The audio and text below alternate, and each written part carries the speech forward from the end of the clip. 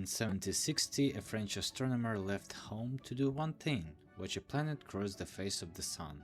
The trip was supposed to take about a year. He came back 11 years later, having seen nothing, and walked into his own house to discover his relatives had declared him dead and were busy dividing up his belongings. This is the story of the unluckiest scientist who ever lived. To understand why a grown man would sail to the other side of the world for one afternoon of sky watching, you have to understand what was at stake. In the 1700s, nobody knew how big the solar system actually was. Astronomers knew the relative distance between the planets, but not the actual number in miles.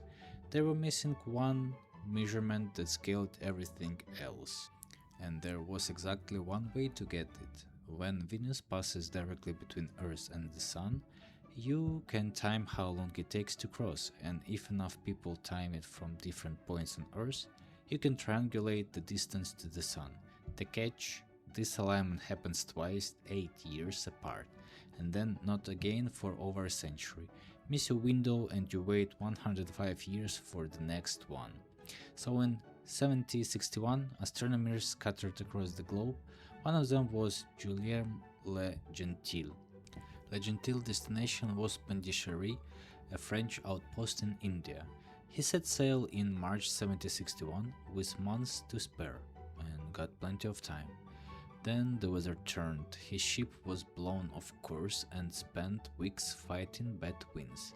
And while he was still at sea, France and Britain were at war. By the time his ship neared India, the British had captured Pondicherry. The frigate had to turn around. The day of transit arrived, June 6, 1761. The sky was perfectly clear, and Le Gentil was standing on the deck of a ship rolling on the open ocean, which made precise telescope measurements completely impossible. He could see the event, he just couldn't measure it. The whole point of the trip gone, because he was a few weeks late and on the wrong piece of ground. Here's where most people would go home, but Le Gentil did something else. The next transit was in 8 years. He had already crossed the planet, so he decided to simply stay. He'd wait out the 8 years in the Indian Ocean, map some coastlines, do some science, and be perfectly positioned when 1769 came around. He spent those years mapping the coast of Madagascar and scouting the ideal observation spot. He picked Manila, then moved to Pondicherry, now back in French hands, and built himself a small observatory. He prepared for years for a single morning. June 4, 1769, the morning of the second transit. The day before had been clear. That morning a cloud rolled over the sun at exactly the wrong moment and stayed there for the entire duration of the transit. In Manila, the spot he'd considered and rejected, the sky was perfectly clear the whole time. He had waited 8 years, and the sky gave him a cloud.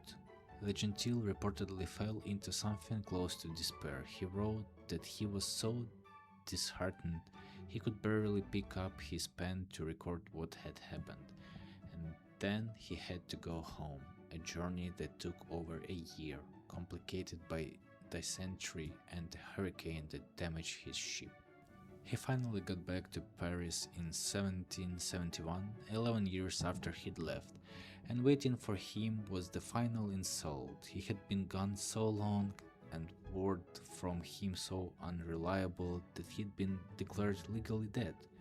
His seat at the Royal Academy of Sciences had been given away, his wife had married, and his heirs had cheerfully started carving up his estate. It took him years of legal fighting to get his life back. Here's the part that redeems it. He won, he got his academy seat back, recovered his property, remarried, had a daughter, and lived another 20 years in relative peace before dying in 1792. And the measurements he never made, others astronomers made them. The combined data from those expeditions eventually nailed down the distance to the Sun to within a few percents of the true value. Le Gentil's 11 wasted years were part of a project that actually worked. He just didn't get to be on one who saw it. If you want more stories about science being done by deeply unlucky people who refuse to quit, tell me in the comments. I've got a whole list and Le Gentil might not even be the worst of them.